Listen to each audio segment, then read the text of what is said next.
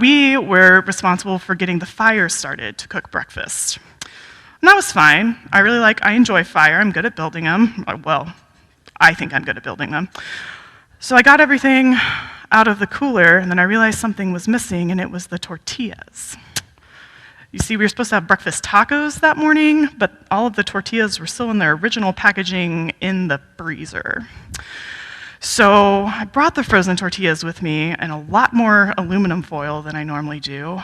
So here I am, it's just after 7 a.m. Me and Angela and a couple other staff members are desperately wrapping chunks of frozen tortillas into aluminum foil and practically throwing them on the open flame in a desperate attempt to get them thawed out and warm enough to eat, and hopefully to not burn them.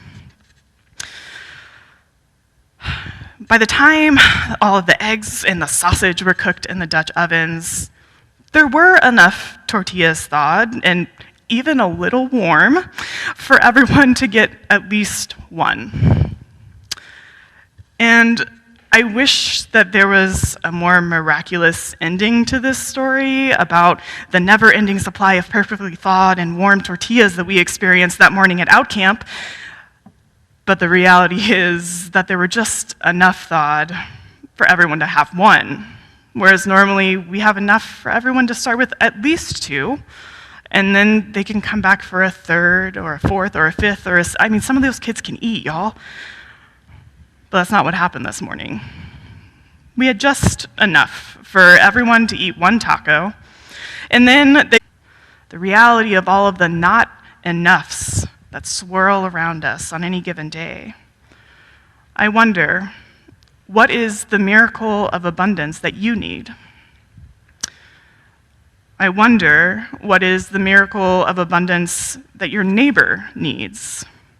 Your neighborhood, your larger community, your schools. Because here's the thing, y'all.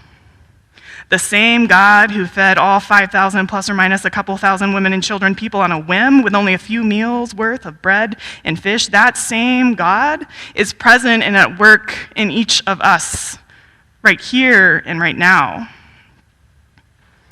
Earlier we read in Ephesians that God, through the power at work within us, that is, the power of God within us, God is able to accomplish abundantly far more than we can ask or imagine.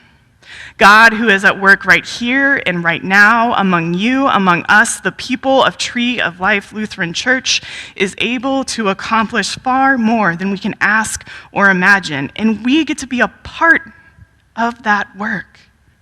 Us.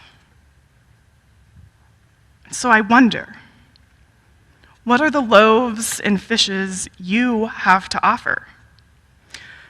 What is it that you have within you or with you that seems perhaps too meager to even offer, or so far from what is actually needed or required that it's pointless to bring it up? What is it? Is it an idea? Is it a couple of boxes of supplies? Is it a set of skills or knowledge around a particular craft or need? No more and no less. The kingdom of God is brought near to us when we bear witness to and share the abundance of God, that which promises us exactly what we need, no more, no less, and calls us to make sure that everyone around us also has all that they need. We, as people of God, are invited